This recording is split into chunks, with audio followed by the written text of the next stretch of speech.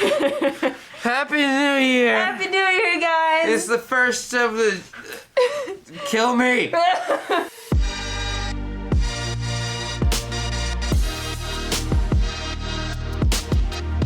This is The Mud Peddlers, a podcast where two nerdy ceramic artists share the behind the scenes of their worlds of clay.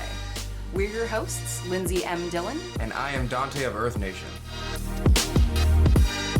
Today we're going to be talking about what kinds of clays we've used, why we use them, and our experiences with experimenting with different kinds of clays. Yeah, I had a very, the way I was taught, or the way I was, raised in the ceramic community with clay, is you have to kind of go up a scale, and porcelain is the very last step.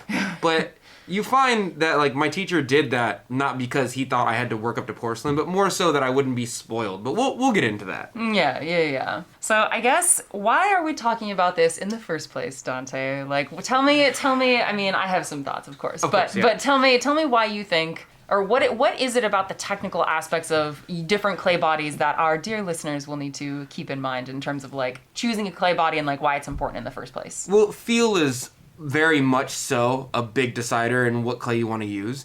For example, most clays come as two basic generals, right? It's clay with and without grog. Clay without grog usually has a top base, especially if it's porcelain, and that's hey, there's not little tiny rocks in this clay. It's probably going to feel really smooth, and most people usually compare it to cream cheese. Oh, yes. Right? It's like throwing pure porcelain is like throwing cream cheese. Clay with grog in it is usually what I suggest for people who are not beginners but need something with a little more tooth to it. It usually takes colors a little bit better. You have to be really on your game with your glaze work. If you're using porcelain, you have to really know what you're going to use. It's a little less pure, but I don't mean that in a positive sense, the word pure. I mean that in the sense of it just has less grit to it. It's a little more smooth. It takes a tiny bit more respect to craft, but that's not... What do you mean respect to craft? Well, I can slap around B-Mix with grog all day long. But I can't really slap around porcelain and expect for it to be oh okay. Yeah. Porcelain's I remember what you did to me.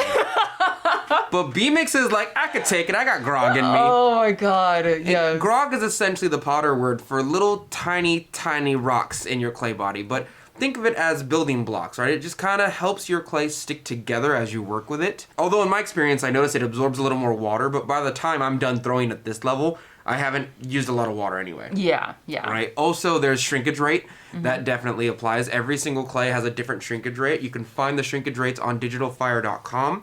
Type in the name of your clay, B-Mix, porcelain, Nara, redstone, Texas white, great white, whatever you use. Every clay has a different type of shrinkage, because I'm sure, as you potters have noticed, when you put your stuff in the kiln, it don't come out the same size. You can make something 2 feet tall. It's not coming out 2 feet. It is not. It is going to shrink both during the bisque firing and the glaze firing. Even the drying, it shrinks a little bit. Right? Yeah. And I want to do an episode about that. The problem is I would have to record 1 or 2 pieces for a month. I'll have the time someday. Yeah. There's also a matter of what the clay body is made out of. For example, redstone has iron in it. It's red, right? Porcelain doesn't usually have extra additives like that in it where it would affect the color too much. So my redstone looks really good in my floating blue. But on porcelain, I have to double dip it because that's how it gets really blue. But on redstone, for some reason, the red iron oxide, or the iron in the red clay body, really helps promote those blues in my floating blue.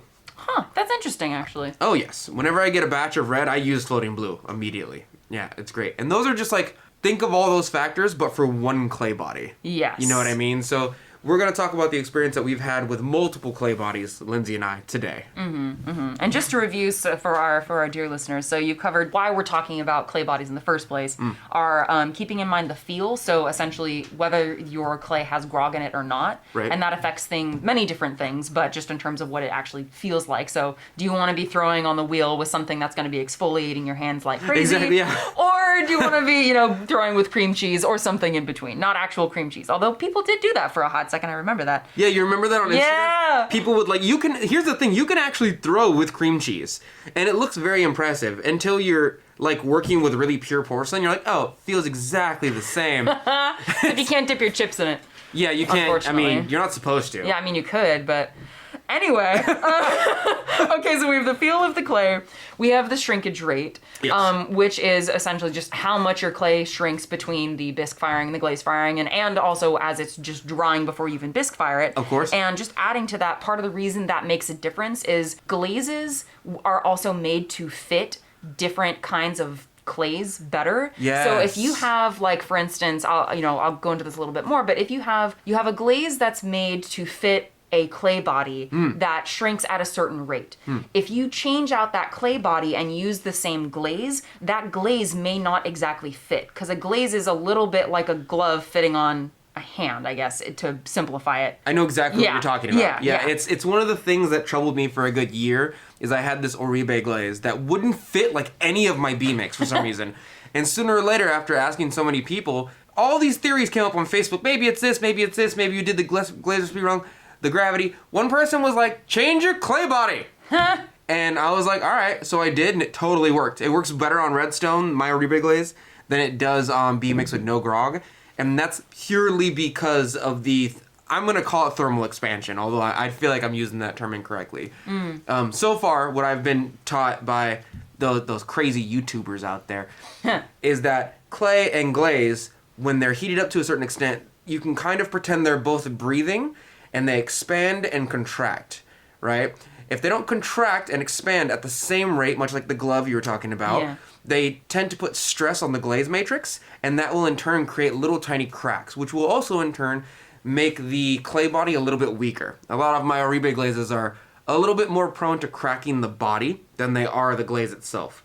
So crazing all around just isn't good for the sturdiness and structure of the clay body and the glaze. Not mentioning it's not food safe, but the easiest fix is to like either add more silica, or the easier fix, just change your clay body if you're willing. If you change up your clay body, do test tiles to make sure that, the glazes, anytime you change anything in your studio practice, make test tiles. You have to kind of test it on most things. Yes. It's even, not even test tiles, like maybe even put it on a real bowl like I do, just because test tiles are so small sometimes you can't really see them. One tester per every kiln load is my motto. And that's how I get a large majority of the random knowledge that I get. Oh. Is like, oh, did you know that if you put this into this glaze, it does this? No, how'd you know that? I got bored. And I had space in my kiln. Yeah. And that was it. Yeah. Okay, so we've gone over the feel, which includes grog, no grog, cream cheese, etc., etc. Yes. Shrinkage, which has to do with how much it changes and how that impacts the clay body's relationship to glaze. And then the third thing was what clay is made out of, and that can change a lot of different things, but primarily it impacts like the color of the glaze. And so if you're using like a red clay versus a white clay, glaze is going to look different on a white clay body versus a red clay body. And then the materials within the clay itself can interact with the glazes. Right. So here's the thing I feel like is just a bar none thing that I feel like a lot of people don't notice or understand is clays are basically made in the same way that glazes are made. Mm-hmm. There's a certain amount of like EPK and nepheline cyanide and XYZ and this chemical. And that's what, after you get the clay, after purifying it, they have these additives into it, right? That make it a certain consistency, a certain melt. It melts at a certain cone, right? Just like a glaze recipe, if you ever put one together. Those differences in the additives will usually affect your shrinkage rate and your glazes that you put on the pot. Right? So technically speaking, as for those of you who are like catching on right now, you can make your own clay bodies. You can. But I don't do it. It's hard. I don't do it either. I don't do that. It's hard. No, I already make my own glazes. I'm good. Yes. You bringing that up reminds me that another thing to keep in mind with clay bodies in general is that like there are low fire clays and high fire clays. Like I feel like that's something. F low fire clay. There's nothing wrong with low fire clay. F it. Oh my gosh. Anyway, but I feel like that is important to remember because it's like I had a conversation with someone recently who would literally never worked with clay at all, but they wanted to make something as a gift for their partner, and I was like, okay, so how do I, for someone who's never worked with clay, like, how do I, like, introduce this topic? And so, for me, I forget that, like, oh, yeah, if you've never worked with clay before, you may not know that there's, like, no idea. Low fire clays versus high fire clays, and that's another important technical thing to keep in mind. There's strong clays and not strong clays. Yes, basically, the higher the temperature, the at least as far as I understand, the higher the temperature, the stronger the clay body is. So there's like, cone, like, 10 would be, like... Really strong for craft. Yeah. Yeah. But like your toilet is probably like cone 14. Yes. Jet engine parts are like cone 21. There's ceramic tiles that are on the outside of like space shuttles are a ridiculous temperature. Oh my god, I can't even imagine. They have to be fired really well because the higher the temperature goes, the stronger and the more refractory it is to heat. Yeah, industrial ceramics is just, it's amazing. Like, I forget about that sometimes. I mean, we forget that like the part that ceramics play in our everyday lives so much. There's so many ceramics just inside of like wires and your ceramic brakes for your car that you're just take advantage for, you know, because you're like, they're just there. They're ceramic. Yeah.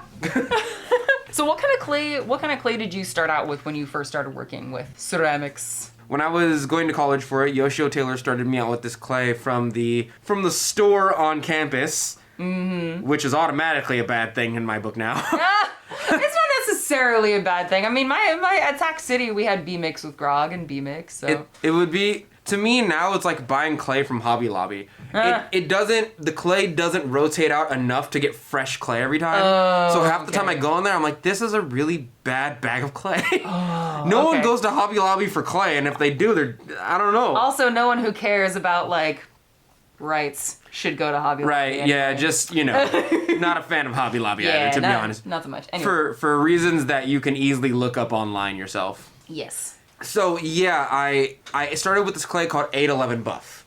Oh, okay. And the 811 was to go in between cone 8 to cone 11. Okay, and just by any chance, if we have listeners who don't know what a cone is. Yes. The cone is a specific temperature that you're supposed to fire it to.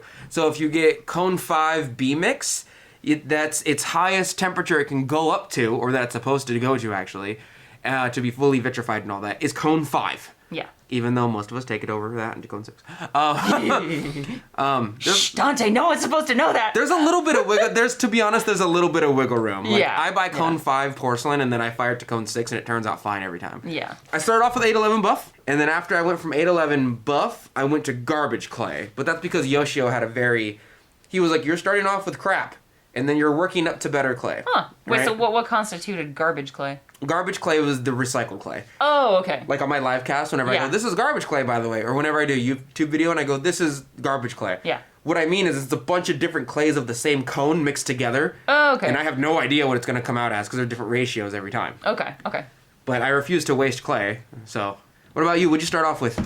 So, funny, I actually thought I started off with B-Mix with grog, but when you said 811 Buff, a tiny little memory from high school Lindsey popped into my head, and that is actually the clay that I started with, but I literally remember nothing about it. But it's kind of groggy. You can sculpt with it, but you can also throw with it. It's a real good, like, everybody clay to start off with. Yeah. Oh my gosh. Okay, so I used 811 Buff, and then I think the next one that I used was actually Sculpture 412. Oh, man. And that is not a clay that you want to wheel throw with. No. I was just doing sculpture with this because it is literally like, you know those pumice stones that you see for sale? It's basically that. Yeah. It is super, super groggy, but it's really good for sculptural work. They ground off grandma's calluses and they put them in this clay. Oh, God, that's disgusting. And they put them in this clay. And that's how hard the clay is. And you're throwing with sandpaper. Pretty much. Like, really rough sandpaper. You know those weightlifters who have, like, calluses on their hands from touching the grip of the bar way too much? That's what you're throwing with. Yeah, pretty much. They just snip those off and they put them in the clay. Oh, jeez. All right, enough for the body horror, Dante. This is gross. I'm sorry. Oh, my God. But yeah, okay, so after 811 Buff and then Sculpture 412, I used B-Mix with grog. So you just went, like, 1-2... B-Mix. Pretty much. So I used 811 Buff and Sculpture 412 when I was in high school, so before I went to college. Then I went off to college. I didn't really do that much ceramics when I was in college. I was like doing a bunch of different media. And then when I graduated and came back and started taking continuing education classes at the community college, they had B-Mix with grog. I see. Yeah, so that's what I started working with. And we should tell them how B-Mix is named. Yes! Oh my God! Oh my God! Okay, Dante, you go. I forgot about this. Okay. You have to know this. So, usually people who come up with the recipes, much for glazes, they name the recipes after themselves. So, like, Ron Roy's High Gloss Black was created by Ron Roy. Randy's Red, I don't know his last name, was created by Randy, right? Jim Perry's Pink, Jim Perry, right? Let's keep going. So, whenever you get clays with different recipes, you get the same thing. For example, Coleman porcelain is made by Tom Coleman. He came up with the recipe for Coleman porcelain. When he sells that clay, his name is on that clay, okay? B-Mix was... the last name of the person who made B-Mix, his name is Butt. B-U-T-T. Butt. You can look this up. Nope, I'm not lying to you. Butt mix. But they couldn't sell it as Butt Mix. And I think their PR person was like, we gotta call it something else. Gotta call it, yeah. And Josh at Alpha Fire, he told me this, and I was like, you're lying. You were lying. He's like, nah, man. It was like 3-4 years ago he told me this. Oh my God. And he goes, look, and he looks it up on the computer, he shows me, and I'm like, holy crap. Oh my God. I've been using Butt Mix. Shout out to Josh from Alpha Fired Arts here in Sacramento for bringing that bit of joy into our lives. Yeah. He knows weird little tidbits like that every now and then. Oh my God. And it's so funny. It's so funny to hear it. Oh, that really is. Oh, that's glorious. That is so glorious. Okay, so after you worked with... Butt Mix. So after you worked with garbage clay, then you started working with Butt Mix. No. So I worked with 811 Buff to start out with, and then once I got some aptitude with clay, I ended up working with garbage clay, which is like essentially recycled clay. Yeah. And then Yoshio gave us a choice. He goes, you can work with different clays now, but you need to make sure they're this, and this, you know? So after that, I started working with Redstone. Okay. And at the point at Redstone, I was like, this is such a higher quality of clay. I was a little bastard. I was like, I want porcelain. And he was like, you're not ready for porcelain. And I was like, I want porcelain. And he was like, no. But if you keep trying with him, he will sooner or later give in. So after a while, he goes, fine. And he pulls out this bag of 3-year-old porcelain that he was saving just for himself. And he gives me a little piece of it. And he goes, if you can throw that, well, I'll let you use porcelain in the class. Oh my God. And I was like, I got it. I did not got it. You did not? No. What happened? It was really hard to throw with. I realized immediately why he put me on the more gritty clays first. Mm-hmm. It really felt like cream cheese. It was very soft. I think it was called Georgia porcelain. Okay. He said it was from the Georgia mountains. He was like, it's really expensive. It's like $20 a bag. Oh, and this was when clay prices have gone up since then, right? Mm-hmm. Grant. So this was probably $25 a bag, comparison to now, right? But he, you could see him in the corner, you're having trouble. Oh my gosh. I told you little nerd. But, what was the difference between working with the redstone versus the porcelain? What do you remember being the primary difference? It had no grit to it. It was very clean and chalky. It felt like talc. Later on I learned it was a talc base. And when I say talc base, ladies and gentlemen and everything else, I mean talcum powder. Yes, that's what I'm talking about, talc. What else? It was super smooth. It had no grit to it, no color to it. It hated having extra water on it. So at that point in my art journey, I was getting sponges full of water and dumping it on. Because your brain goes, slippery equal good, more water equal more slippery, more water, better slippery, longer time. But realistically, your clay body is just soaking up the excess water. Yeah. And that's kind of tiring out your clay, for a lack of a better term. Mm-hmm.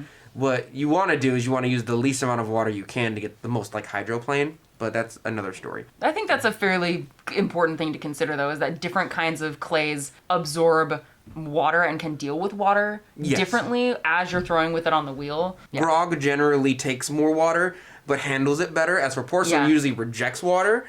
When you add more water to it, it falls apart and becomes impossible to work with more quickly. Yes. Yeah. But things with grog in it, usually B-Mix with grog, you can add water, and those little bits of grog rocks will absorb the water a tiny bit, for lack of a better term, or it'll handle it better. Mm-hmm. It does, it'll just soak up more water. Yeah. Essentially. As for porcelain, we'll take the same amount of water, but it'll become tired much quicker, usually. Yeah. Which makes things raising the walls, God, I remember working... Actually, I just remembered something. Yeah. I actually worked with porcelain in sculpture a little bit. I do not know why I did this. I was going to say, why? I don't know, but it cracked like crazy. Yeah, you really have to slow dry porcelain. Yes. But I remember when I was experimenting with different clays and I tried working with porcelain, I don't remember which kind it was. Right. But yeah, like I just remember like trying to raise the walls, trying to like collar it in. Yeah. And it just either the walls ripped or I couldn't get it to collar in without getting like the little like wobble thing. Yeah, it was not fun to work with. But I mean, but also I didn't really put that much time into learning how to throw with porcelain. Like, so I'm sure, you know, again, you put time into anything, you'll get better at it. Of course, it's a skill. Put time into it, yeah. The only people who are good at things immediately are like savants. Everything else is a skill. Yeah. Once I got used to working with a B-mix with grog, because that's again what I worked with at Sac City. Right. I did start experimenting a little bit with some different clay bodies, and I think I mainly worked with Great White. Yeah. Which is it's kind of like a porcelain. Like it doesn't have any grog or has a very little grog in it. It's super smooth and buttery. Yeah. I also worked with B-mix without grog. What was interesting about the two of those that I ran into is I had trouble with that glaze fitting. Yeah. So the glazes that we used at Sac City, which again, because at the time I didn't have like my own glazes at home. Right. I was having really major issues where the entire cup would have a gigantic, jagged, like, break in it. The entire cup would, like, torque, and then I can't even describe what it did, but there's basically just, like, a giant crack would go up the entire side of the pieces that I made. Yeah. And it happened often enough that I was like, okay, this is kind of frustrating that, like, literally everything I'm making is just not working, just because the clay body doesn't fit the way that the glazes were formulated. Right. Yeah. Yeah, and it's... But it was really pretty. Like, I like working with like the Great White comes out basically as white as porcelain, not quite as white. Yeah. But I mean, again, nothing quite like matches the paleness of porcelain. It's like, you know, Gondor calls for aid. That's how white it is. Anyway, but it's calling the cops on people for just selling bottles of water on the street. That's how white it is. That's how white it is, pretty much. For having a barbecue in your own backyard, your own property. It's calling the cops. Yeah. That's how white it turns out. Yeah. Oh god. Yeah. Okay, so we've talked about working with redstone. We've talked about working with like some of the quasi porcelain clay bodies like B-mix without grog and Great White. Speckled buff is another one that I want to talk about. Oh my god. Yes. I've never worked with speckled buff, but I've seen plenty of people work with it. Yes. And from my point of view, it's just like any white glaze you put on it gets little speckles in it. Yes. Which is why it's called speckled buff, right? It's called speckled buff, yeah. It's very Natasha was talking about it last episode, and she was like, yeah, it's like the basic bitch of pottery. And I was like, I've barely even seen this clay.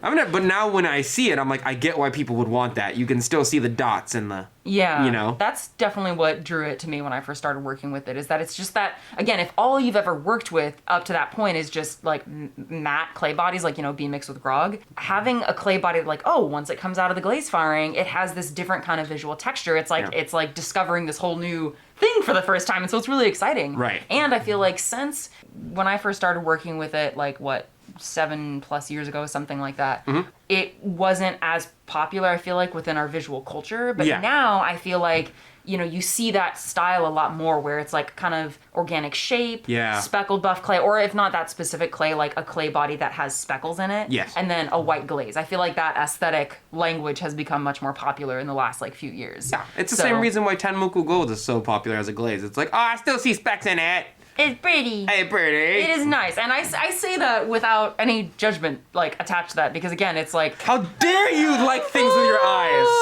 It is very pretty. But the one downside to working with speckled buff, I feel like, is that with clay bodies like B-mix with grog or B-mix without grog, etc., I feel like you can kind of get away with not sanding your bottoms. Like, it's better to... Yeah, you can, Yeah, but with speckled buff, because, at least as far as I understand it, what causes those speckles is like little bits of iron. Yes. And so during the glaze firing... Okay, so this is showcasing my lack of the technical knowledge, but essentially what happens is these tiny little bits of hard pieces of clay kind of rise to the surface of the clay and make it really, really rough. So that's one thing to keep in mind, is that like if you're getting into clay like for the first time and you want that look, just keep that in mind that you will need sandpaper to sand the bottoms of your pieces, because otherwise you're gonna tear the shit out of your tables. Yeah. But I feel like because it is a relatively groggy clay, it is a good one for beginners, because it's more flexible to work with. Yeah, I think there's one more that's kind of like it. I wouldn't stop calling. It's a bad way to introduce it. I wouldn't stop calling it the baby poo clay. The people at Alpha literally called it easy center clay. Oh. And it literally looks like baby poo. Huh. Well, it depends on the baby, I guess. But yeah, I'm thinking like, that could very... It's like kind of like brownish bile colored, like brown and green mixed together, kind of. Pretty. Right? Yeah. But I tried it once, and I was like, this is the softest clay ever. He goes, yeah, it's meant for like real beginners, like children. Like people who can't center at all. It's meant for them. And I was like, oh, okay. It's awful. Don't fire it. It still looks like baby poo when it comes out. Wait, but you can fire it though. Like it can go to temperature. Oh yeah, you can fire it. Yeah, they come in cones. It just doesn't look nice. It just looks like baby poo. Okay. Yeah, I forgot what it's called, or else I'd tell you the name of it. But I always refer to it as easy center clay because it literally says on the bag it has like a teen or a child. They're like, it's so easy to center with a little word bubble above his head, and from that point on, I'm like, that's called easy center clay. Yeah, sounds about right. But it has a real name. It's like Omega something. I don't know. So we've talked a little bit about different clays that we've experimented with. Do you feel like there's any clays that you want to talk about that you've worked with that we haven't gone over and like kind of talk about what it was like working with it and like how you'd recommend it to folks? The way that I recommend clay is I tell people to get something who are beginners with grog in it first because I'm like, it's just a little more grit. It gives you a little more practice. It can stay on the wheel longer. That's usually what I tell people. Get something with a grog. The only time that advice has gone bad is when somebody accidentally got sculpture clay. Oh, God. Yeah, so keep in mind that throwable clay with grog in it is different from sculpture clay. Sculpture clay has really, really large bits of grog in it. It's meant to stand up against gravity and to sculpt with, right? You can still smooth it out. Granted, it's meant to stick together. As I said before, grog is basically the building blocks of clay to a certain extent. And this person was like, it feels like it hurts my hands. And I was like, show me the bag. And it was like straight like sculpture 80 to 100 mesh grog. Oh, God. And I was like, oh my God, that's not throwable clay. She goes, how do you know? I'm like, it says sculpture on it. She goes, the guy at the front desk gave it to me. I'm like, is he a sculptor? She goes, yeah. And I was like, all right then, maybe not. Don't ask the sculptor. Yeah, if you're shopping for clay, like let the person know what you're going to be doing with that clay. Yeah. Because that is important for them to know if they're recommending clays to you. Yes. So just keep in mind there is a difference in between sculpture grog and grog that is throwable. Okay? Yes. The second thing is that after grog, I usually tell them to experiment the grog clays. Kind of like Texas White or Great White, something of that nature. And then after they get tired of that, after they experience a lot of those things, I go, okay, try and play with some colored clays. Like, go for some redstone. Go for some speckled buff. Go for some stuff that's not just white. There are things outside of the experience of white that are pleasurable, and you'll never like know them until you get out of that field of view of like, oh, white good. Dark bad. Interesting how that could you could find parallels in subjects outside of ceramics. I'm not saying, I'm just saying. Yes. For example, my favorite clay is redstone. It's just a darker clay body. It's a little messy. Granted, it's a little messier. It's not really messier. It's just the difference is you can see the red clay on your hands and whatnot and clothes. As for white, you can just kind of like ignore it most of the time. You're like, oh, it's just some white clay body. Red is like everywhere. You can very clearly see it. And it can stain more easily. And then after that whole gambit, that should take a few years. After that, I usually go, okay, now start playing with stuff that's not porcelain, but has porcelain-like qualities. So B-Mix with no grog is a fantastic example. Yeah. Great White is pretty close. Although it still has grog in it, it has less grog in it. Go on Digital Fire, look for clays that have less grog than the previous clays you're messing with. And then after all that, get like low-quality porcelain. Steve's porcelain is a really good low-quality porcelain. After you mess with porcelain, like from there, it's just you. Yeah. If you touch porcelain and you don't like it, just go back to the regular stuff that I was suggesting. Yeah. But if you do like it, keep going forward. More expensive clays, more expensive porcelain. See what you like. Also, keep in mind that if you like a certain clay body, but there's like a little too much grog in it, or like it doesn't have enough grog in it, check to see who makes it, what company makes it, because they most likely have a clay that is adjacent to that. Most clay companies will, like Amico, like takes a glaze, they make a base, they put oxides and carbonates in it, and that's a color. And different oxides and carbonates, that's the color, but the base is the same, right? Clay companies do the same thing, where they take a base, they put certain things in it, and that's a clay. And then they take the base of that clay recipe, and they put something else in it, and that's another clay. It's not like every single clay body is worlds apart, So if you find something like B-Mix and you want more grog in it, they do make B-Mix with grog. Just double check the company if you want to get something that's adjacent to the clay you like, but it needs a little tweaking. Yes, that's a really good point. I feel like what you brought up just then is important and good to reiterate, because it's something that we talked about before we turned on the recorder. Right. But kind of talking about the expectation that porcelain is the epitome of clay, and that if you don't work with porcelain, then you are somehow... You're a failure. You're a failure or something like that. And it's like, honestly, I believe that experimenting with different kinds of clay bodies is important, because you learn to appreciate different qualities in the different clay bodies, you know, and experimenting is a way to fuel your creative juices. Yes. So I feel like it's important to do at least a little bit of experimenting. Oh, a lot. Yeah, well, I feel like even if you don't experiment a lot with different kinds of clay bodies, because again, like maybe you're more interested in experimenting with making glazes, right, or with different shapes or something, you know, so it's not like, when I say it's important to experiment, you know, that doesn't mean exclusively with clay bodies, right? But like at the same time, I basically started out with B-Mix with grog, and I currently work with B-Mix with grog, yes. and I do it at a professional level. And so remember that you don't have to work with like the really expensive, nice stuff to be a professional. Like, part of the reason I use B-Mix with grog is it's not that expensive. It's really flexible. So like for me, I would rather work with a clay that I can quickly produce things with, and there's more flexibility. So I'm not wasting as much time like having to remake pieces, because this clay body that I use, if I don't dry it super carefully, it's gonna crack. Like, I need clay that can have that flexibility to like, okay, I need to dry this a little faster than I normally would, and not have it completely get screwed up. Oh, that's another thing. Grog clay usually dries not faster, but a little more safely. Yeah. Like porcelain is you have to really slow dry it, because it doesn't have that grog to keep it together. But like B-Mix with grog, you can kind of, in the winter, you kind of leave it out. Yeah. Yeah, it dries slowly anyway. It has grog in it, but porcelain is like, cover me up. Yeah. I don't want anyone to see my naked clay bod. Okay, so what kind of clays do you use consistently, like now, as part of your studio practice? So I've whittled it down. I've maybe worked with about 20 different clays, probably more in my life. But what I've whittled down is, when I use redstone, I'm using something with a lot of color. Like my floating blue glazes, something like that. Or I'm doing raw clay bodies. Okay. When I'm using B-Mix or B-Mix with no grog, I'm using it as a base. So like, that's what I usually use. I don't need to get fancy. You know, I might do some sculpture. I might do some, you know, might make a couple something for no reason. If I'm getting porcelain, I'm making mugs. I'm making mugs for sure. Porcelain for me has always been seen as the dinnerware exception to the rule. Like, I'm not gonna sculpt out of porcelain. It's just not I'm just not gonna. Not to say it is, but in my mind, I'm like, why would you spend something so tactilely delicious on like sculpture? You know what I mean? Like, I want to feel it, I want to touch it, things of that nature. Well, I will say that not having grog when you're sculpting is really nice. So like when you're working with like a really smooth clay body like porcelain and sculpting with it, you can get detail that is really hard to get. Really?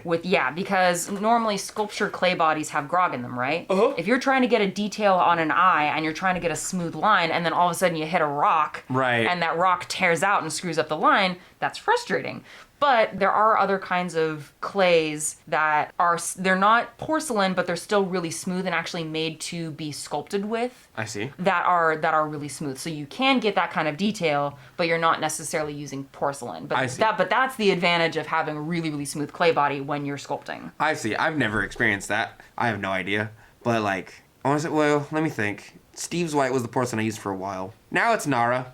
Yeah, now it's Nara porcelain. Okay, so that's what you use when you're like, I'm buying a bag of porcelain and I'm making mugs. And I don't buy them often. I buy them maybe like once every 3 months, where I'm like, this is a bag of porcelain for mugs. When I get home today, I'm making like, I'm spending that bag of porcelain. Yeah. Yeah, it's in between B-Mix with grog, redstone, and I think these are all either Laguna or Aardvark clays, the companies that make them. But it's either redstone, B-Mix, B-Mix with grog, B-Mix without grog, Steve's White, or either Hagi or Nara porcelain.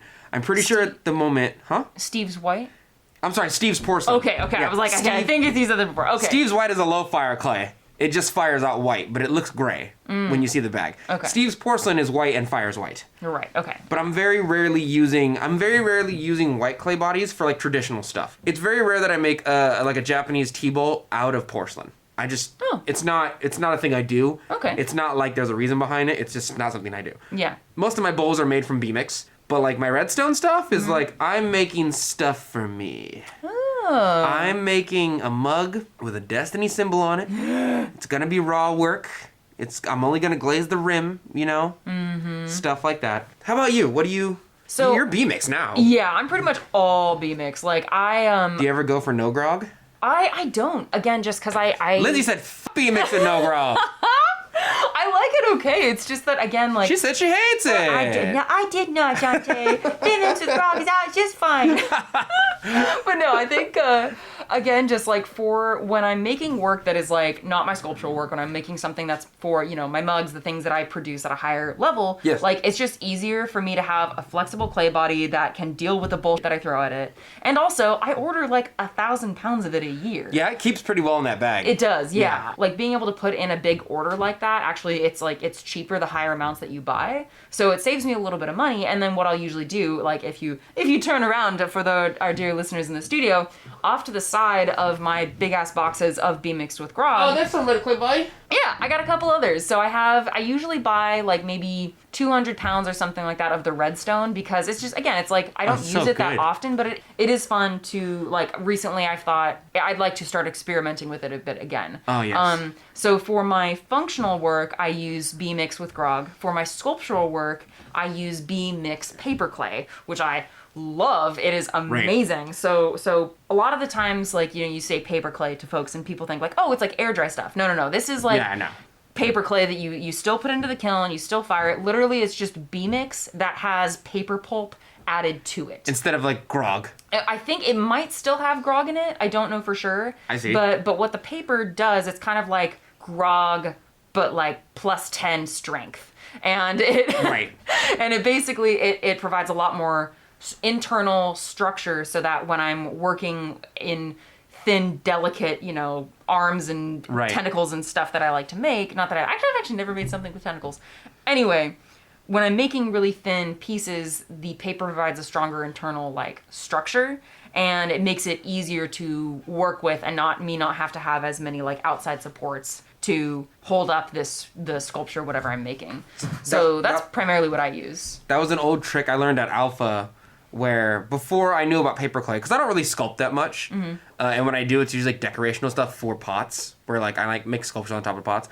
But all the ladies rather at Alpha sung the praises of paper clay, because they used to use this old trick where they would like try and sculpt something, but in order to make it keep form, they would stuff paper in it. Oh yeah. And after a while, I was like, "How do you get it out?" And they were like, "You don't." Yeah.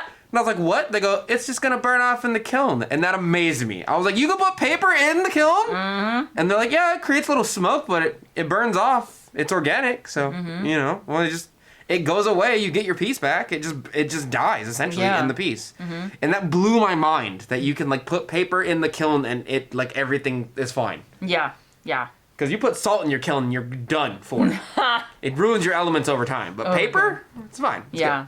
That's actually the other nice thing about working with paper clay, particularly for sculpture. Yes. Because since that paper fiber that's mixed into the clay itself burns out. Yes. So your clay is essentially ending up with a bunch of tiny little holes in it that makes it lighter overall. So you can make a big ass sculpture, and it's going to be way lighter than if you had used a different kind of clay where part of it just completely burns off. Yes. So, yeah, it's nice. I love it. She's like daydreaming about paper clay right now. Yes, I've got that like crazy-eyed girlfriend look. But it's for clay. It's like, hello. But for clay. I'm a yandere for clay. You know, actually that's not true. And that's it for today. Thank you for listening to The Mud Peddlers with Lindsey M Dillon and Donte of Earth Nation. Want to say hi and see what Donte and I are working on in our studios? Check out the show notes for links to our websites and social media below. You can find me at lindseymdillon.com. That's LINDSEY, M as in monster, DILLON.com. And on Etsy, Instagram, and Facebook at Lindsey M Dillon. And you can find me at Earth Nation Ceramics. It's spelled exactly how you think it's spelled, but you can also find me on my Facebook fan page and Instagram at the same name at Earth Nation Ceramics. If you enjoyed hanging out with us today, or you have a question or topic you'd like us to discuss, Take a second to rate and review the Mud Peddlers in Apple Podcasts. It helps our podcast reach new listeners, and we really appreciate the feedback. Thanks again, and we'll catch you next time.